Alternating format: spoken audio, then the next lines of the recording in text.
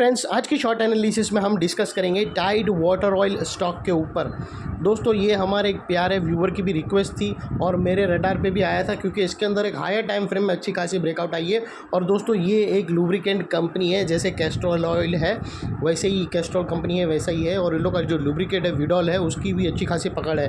दोस्तों, आप लोगों को बता दूं कि ये स्टॉक के अंदर जो ब्रेकआउट आया है वो बहुत ही हायर टाइम फ्रेम का आया है, तो इसके टारगेट्स बहुत ही बड़े हैं और उसका ड्यूरेशन भी बड़ा रहेगा। दोस्तों, जनरली जो 1 से 1.5 महीने में आ जाता था जो हम डेली टाइम फ्रेम के जो टारगेट्स होते थे, लेकिन दोस्तों इसको टारगेट्स आने में 8 महीने से 1 साल भी लग सकता है, उसके पहले भी आ सकता है, लेकिन मैक्सिमम 1 साल तक पकड़ कर चलो। और इसके टारगेट्स बहुत बड़े हैं दोस्तों, 70% के टारगेट है। कंपनी के अंदर जो कंपनी अच्छी है, लेकिन इसके चार्ट में जो ब्रेकआउट्स आई है वो ज़बरदस्त ब्रेकआउट आया है और 3 साल लगे दोस्तों ये पैटर्न को, क्योंकि इसका टाइम फ्रेम बहुत हायर है।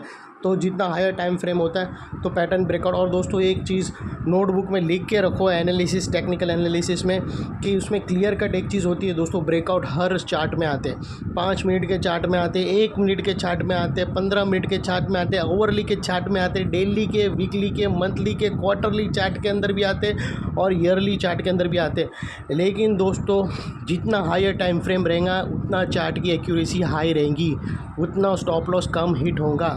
higher the time frame, more higher the accuracy will be. lower the time frames, less accuracy will be. जितना टाइम फ्रेम छोटा रहेगा उसमें एक्यूरेसी टारगेट हिट होने की कम रहेंगी, स्टॉप लॉस ज़्यादा हिट होंगे। और जितना टाइम फ्रेम हायर रहेगा एक्यूरेसी ज़्यादा रहेंगी, क्योंकि अगर आप 1 मिनट के अंदर देखो ना तो तुमको पूरे दिन में 15 ब्रेकआउट मिलेंगे। डेली के अंदर तुमको डेली का टाइम फ्रेम देखो ना तो तुमको महीने में 2 ब्रेकआउट मिलेंगे। तो वो लिहाज से अगर 2 ब्रेकआउट महीने के मिलते हैं तो वो दोनों के भी टारगेट हिट होते हैं। यहाँ पर तुमको पूरे दिन के 15 मिलेंगे, 15 में से 7-8 तुम्हारे स्टॉप लॉस हिट होंगे, 7-8 टारगेट हिट होंगे, तो ऐसी एक्यूरेसी रहती है। तो दोस्तों, ये जो है वो वीकली का टाइम फ्रेम है जिसकी एक्यूरेसी बहुत ही हाई होती है, लेकिन फिर भी हमें stop loss properly risk to reward ratio के साथ ही काम करना है। और दोस्तों, आप लोगों को बता दूं कि ये स्टॉक जून 2021 से करेक्शन के अंदर चल रहा है। मोटा मोटी देखो तो दोस्तों इसने 3 साल लगा दिए करेक्शन में, और करेक्शन में भी दोस्तों इसने मोस्टली प्राइस वाइज करेक्शन दिया है। और प्राइस वाइज के साथों साथ दोस्तों 3 साल में तो इसने 2 साल तो सिर्फ टाइम वाइज करेक्शन दिया, और टाइम वाइज करेक्शन में इसने बहुत बड़ा एक बेस बनाया और अल्टीमेटली वो 2 साल का बेस को ब्रेकआउट किया है विथ हाई वॉल्यूम। ज़बरदस्त ब्रेकआउट है दोस्तों वीकली के अंदर, और सही में इसको बहुत ही रडार पर रखने के लायक है। अगर आपका लॉन्ग टर्म का व्यू है तो ये स्टॉक को ज़रूर अपने रडार पर रखना, अपने एडवाइज़र को पूछकर। दोस्तों, इसमें कोई भी मेरी बाय सेल होल्ड रिकमेंडेशन नहीं है। और ये स्टॉक के अंदर दोस्तों downward sloping parallel channel breakout हुई है, करेक्शन कंप्लीट के कंफर्मेशन मिले, पॉजिटिव डाइवर्शन मिला है, और दोस्तों एक बहुत बड़ी रिवर्सल चार्ट पैटर्न, जैसे मैंने आप लोगों को बताया, 3 साल की चार्ट पैटर्न ब्रेकआउट हुई है, जिसके तहत अपसाइड में 70% रिटर्न देने के लिए स्टॉक रेडी है। लेकिन दोस्तों, इसमें कोई भी मेरी बाय सेल होल्ड रिकमेंडेशन नहीं है, ये प्योरली एजुकेशन पर्पज़ से आप लोगों से शेयर कर रहा हूँ। फ्रेंड्स, ये वो टॉप एरिया है जहाँ से करेक्शन स्टार्ट हुआ था। और दोस्तों, अगर आप देखो ना तो यहाँ पर ये एक डाउनवर्ड स्लोपिंग पैरेलल चैनल बनी थी स्टॉक के अंदर, और जब तक स्टॉक ये डाउनवर्ड स्लोपिंग पैरेलल चैनल में था बहुत ही बुरी तरह से करेक्शन में था। पहला लोअर लोज यहाँ हिट हुआ, सेकंड लोअर लोज यहाँ हिट हुआ, थर्ड लोअर लोज यहाँ हिट हुआ, फोर्थ लोअर लोज यहाँ हिट हुआ। और जैसे ही दोस्तों ये downward sloping parallel channel upside में ब्रेक हुई, इसने मल्टीपल हायर हाइस को ब्रेक करके about sustain with high volume closing देकर कंफर्म कर दिया करेक्शन इज़ कंप्लीटेड। यहाँ पर 2 बड़ी चीज़ हुई दोस्तों, पहले तो डाउनवर्ड स्लोपिंग पैरेलल चैनल को ब्रेक किया और उसके अबाउ सस्टेन क्लोजिंग किया, जहाँ से फर्दर फॉल होना यहाँ से स्टॉक का बंद हो गया। यहाँ से जो फर्दर ब्लीडिंग हो रही थी वो इमीडिएटली उसको रुकावट करा दी। और सेकेंडली दोस्तों, इसके जो back to back lower lows थे उसमें जो फर्स्ट हायर हाइज रजिस्टर्ड हुआ वो बहुत ही सैल्यूट जैसा काम है, और वो भी हायर टाइम फ्रेम में, जिससे कंफर्म हो जाता है कि स्टॉक के अंदर अब भी ट्रेंड चेंज हो गया और स्टॉक ने आस्तीन चला लिया, अभी ये भी राइड करने के लिए रेडी है अपसाइड में। और दोस्तों, आप जैसा मैंने आप लोगों को बताया था कि ये जो टाइम फ्रेम है वो हायर टाइम फ्रेम है, आप देख सकते हो ये वीकली का टाइम फ्रेम है, 1W लिखा है। और दोस्तों, अगर आप बात कर लेते हैं डाइवर्शन की, तो वो डाइवर्शन में अगर मैं आप लोगों को अगर मैं डाइवर्शन में आप लोगों को RSI डालकर बताऊं, और दोस्तों स्टॉक के अंदर जो लोअर स्विंग है अगर आप देखो ना फ्रेंड्स, तो आपको यहाँ पर क्लियर कट डाइवर्शन दिखेगा फ्रेंड्स। अगर आप यहाँ से जो लास्ट स्विंग है अगर आप देखो ना तो वो अप साइड में टिल्ट हुए यहाँ पर, और वही अगर आप RSI के देखो ना तो ये डाउन साइड में टिल्ट होकर यहाँ पर ब्रेकआउट होकर कंफर्म हो गया positive hidden diversion up side में, जो स्टॉक के अंदर एक मोमेंटम क्रिएट करेगा फ्रेंड्स। और सेकेंडली देख लेते हैं चार्ट पैटर्न। तो दोस्तों यही चार्ट पैटर्न जिसके बारे में मैं आप लोगों को बात कर रहा था, वो दोस्तों उसको मतलब 3 साल लग गए, और ये जो ब्रेकआउट है ना फ्रेंड्स, आप देख लो ये दोस्तों क्लियर कट आपको पता चलेगा राउंडिंग बॉटम, ये टिपिकल राउंडिंग बॉटम है।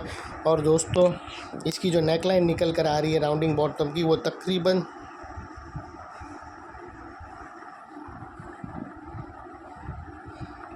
2030 के आसपास की राउंडिंग बॉटम है फ्रेंड्स। और जैसा मैंने आप लोगों को बताया था कि ये वीकली टाइम फ्रेम है, यहाँ पर मैंने बताया वीकली, तो इसका जो स्टॉप लॉस रहेगा, जैसे मैं आप लोगों को बताता हूँ कि ये लेवल के नीचे डेली क्लोजिंग आ जावे, तो यहाँ पे जो स्टॉप लॉस रहेगा वो वीकली क्लोजिंग के नीचे होना चाहिए, डेली क्लोजिंग के नीचे नहीं। डेली क्लोजिंग के नीचे आएगा तो भी स्टॉप लॉस काटना नहीं है। फ्राइडे की क्लोजिंग वीकली क्लोजिंग आती है, अगर फ्राइडे को वीकली क्लोजिंग अगर वो एरिया स्टॉप लॉस के नीचे आई तो ही स्टॉप लॉस कंसिडर करना। यहाँ पर गलती से डेली क्लोजिंग मत करना, वरना आप जल्दी स्टॉक में से बाहर हो जाओगे, फिर उसके बाद टारगेट हिट होगा तो तुम रोते रहोगे कि यार मैंने स्टॉक तो गलत। चार्ट देखना और टाइम देखना, देखो टाइम हम काम कर रहे हैं वीकली, तो उसका स्टॉप लॉस भी वीकली के हिसाब से ही होना चाहिए। और दोस्तों वो लिहाज से, और आप ये जो छोटा ये जो रेंज है दोस्तों, 3 साल लग गए, ये जो रेंज है दोस्तों ये तकरीबन 65 से 70% की रेंज है दोस्तों। 70% कोई स्टॉक में मिलना यानी ऑलमोस्ट पैसे डबल, ज़बरदस्त है। तो दोस्तों उतने ही पैसे डालना जितना तुम वॉलेटिलिटी सहन कर सको, और अपने एडवाइज़र को पूछ कर।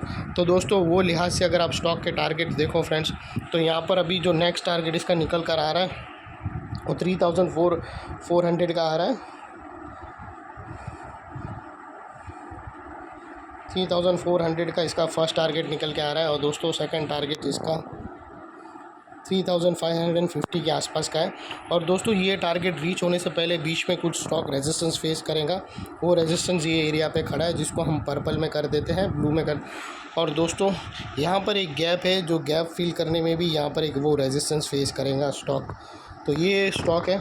और दोस्तों अगर आपको स्टॉप लॉस रखना हो तो यहाँ पर एक लोअर स्विंग है, क्लोजिंग बेसिस पे आप उसको स्टॉप लॉस में ट्रीट कर सकते हो दोस्तों। यहाँ पर तुम्हारा स्टॉप लॉस भी बड़ा आएगा क्योंकि आपका टारगेट भी बड़ा है, तो वो लिहाज से स्टॉप लॉस भी बड़ा आएगा, लेकिन फिर भी रिस्क टू रिवॉर्ड रेशियो अच्छा है।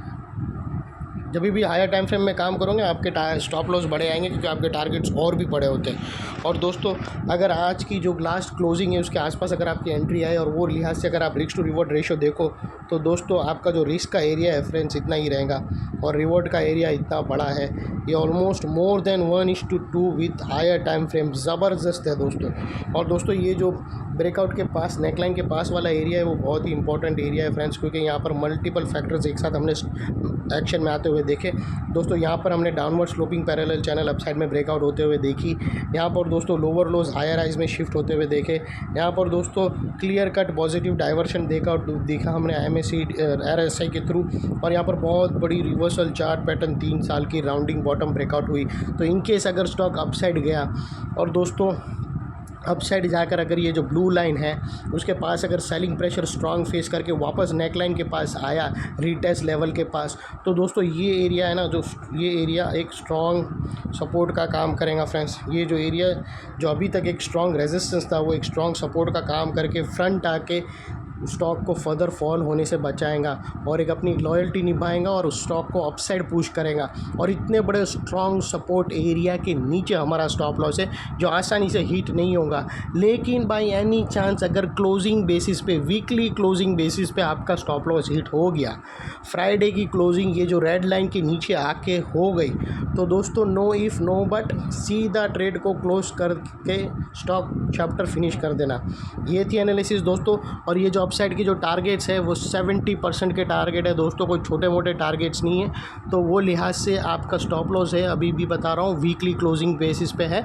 एनालिसिस अच्छी लगी तो प्लीज़ मेरी चैनल को लाइक शेयर सब्सक्राइब करते रहना। और दोस्तों मेरे पास जैसे वीकली ब्रेकआउट्स के भी बहुत सारे जो ये जो मिड टर्म इन्वेस्टमेंट या लॉन्ग टर्म इन्वेस्टमेंट के लिए स्टॉक बहुत ही अच्छे होते हैं, तो अगर मेरे को इसका रिस्पांस अच्छे मिले तो मैं ऐसे भी बहुत सारे स्टॉक लेकर आऊँगा। और उसमें भी ज़बरदस्त स्टॉक अच्छी खासी कंपनी के स्टॉक भी होते हैं जिसके अंदर हायर टाइम फ्रेम के ब्रेकआउट्स होते हैं वीकली के अंदर, जिसको एक बार लेकर छोड़ देना पड़ता है 8 महीने 1 साल, जहाँ मैंने खुद ने भी 70% या 150% जितना भी रिटर्न कमाया हूँ ऐसे लॉन्ग टर्म वाले वीकली ब्रेकआउट्स में। तो अगर मुझे इसका रिस्पॉन्स अच्छा मिला है तो मैं ये भी फर्दर कंटिन्यू करूँगा। जैसे डेली के मेरे टारगेट्स आप लोगों ने देख ही लिया कि इस कदर धड़ाधड़ एकदम रॉकेट्स की तरह होते, वैसे ही दोस्तों वीकली के भी होते, तो मैं वो भी आप लोगों के लिए शुरू करूँगा फ्रेंड्स। एनालिसिस अच्छी लगे तो प्लीज़ मेरी चैनल को लाइक शेयर सब्सक्राइब करते रहना फ्रेंड्स। Thank you.